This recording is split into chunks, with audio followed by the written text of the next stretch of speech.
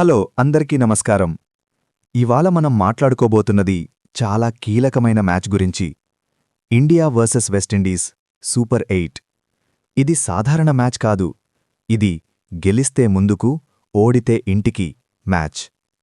ముందుగా చిన్న రీక్యాప్ చూద్దాం. ఇండియా నేషనల్ క్రికెట్ టీం సౌత్ ఆఫ్రికాతో మొదటి మ్యాచ్లో పూర్తిగా ఫ్లాప్ అయింది. 76 పరుగుల తేడాతో ఓటమి. సెమీస్ ఆశలు ఆల్మోస్ట్ డేంజర్లో పడ్డాయి. కానీ ఆ తర్వాత కమ్బ్యాక్. జింబాబ్వే నేషనల్ క్రికెట్ టీంపై అద్భుత విజయం. 72 పరుగుల తేడాతో గెలిచింది. కాన్ఫిడెన్స్ బూస్ట్ అయింది. కానీ ఒక సమస్య ఉంది.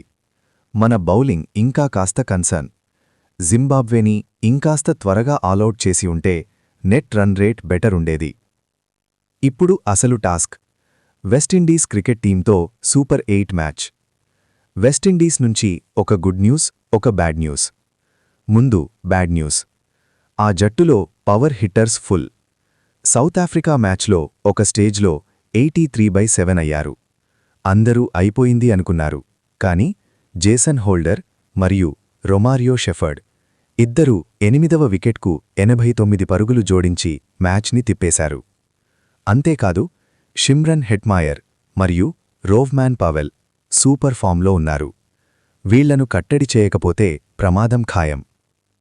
ఇప్పుడు గుడ్ న్యూస్ ఏమిటంటే వెస్టిండీస్ బౌలింగ్ కొంచెం వీక్ సైడ్లో ఉంది. సో మన బ్యాటర్లు దాన్ని ఫుల్ యూజ్ చేసుకోవాలి. పిచ్ రిపోర్ట్ గురించి మాట్లాడితే మ్యాచ్ జరగబోయేది ఈడెన్ గార్డెన్స్లో. ఈ పిచ్ స్పిన్నర్లకు హెల్ప్ చేసే అవకాశం ఉంది. అంటే మన కీలక ఆటగాళ్లు ఎవరు? వరుణ్ చక్రవర్తి, అక్సర్ పటేల్ మరియు జస్ప్రీత్ బుమ్రా. ఇవాళ్ల వీళ్లు రాణిస్తే వెస్టిండీస్ను ఓడించడం పెద్ద కష్టం కాదు. ఇంకో ఎమోషన్ ఫ్యాక్టర్ ఉంది, రివెంజ్. 2016 ఐసీసీ వరల్డ్ 2020లో సెమీఫైనల్లో వెస్టిండీస్ మనల్ని ఓడించింది. ఫైనల్కి వెళ్లి టైటిల్ కూడా గెలిచింది. ఆ పాత గాయం ఇంకా ఫ్రెష్గానే ఉంది ఫ్యాన్స్కి. ఇప్పుడు అదే రివెంజ్ తీసుకునే గోల్డెన్ ఛాన్స్. వెదర్ రిపోర్ట్ కూడా ఇండియాకి ఫేవర్లో ఉంది. రెయిన్ థ్రెట్ లేదు. ఒకవేళ మ్యాచ్ రద్దయితే వెస్టిండీస్కి అడ్వాంటేజ్.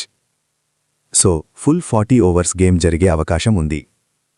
మ్యాచ్ టైమింగ్ ఆదివారం సాయంత్రం 7 గంటలకు ప్రారంభం.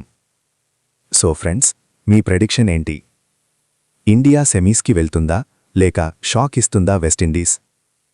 కమెంట్లో మీ ఒపీనియన్ చెప్పండి. వీడియో నచ్చితే లైక్, షేర్ చేయండి. ఇంకా సబ్స్క్రైబ్ చేయడం మర్చిపోవద్దు. జై హింద్.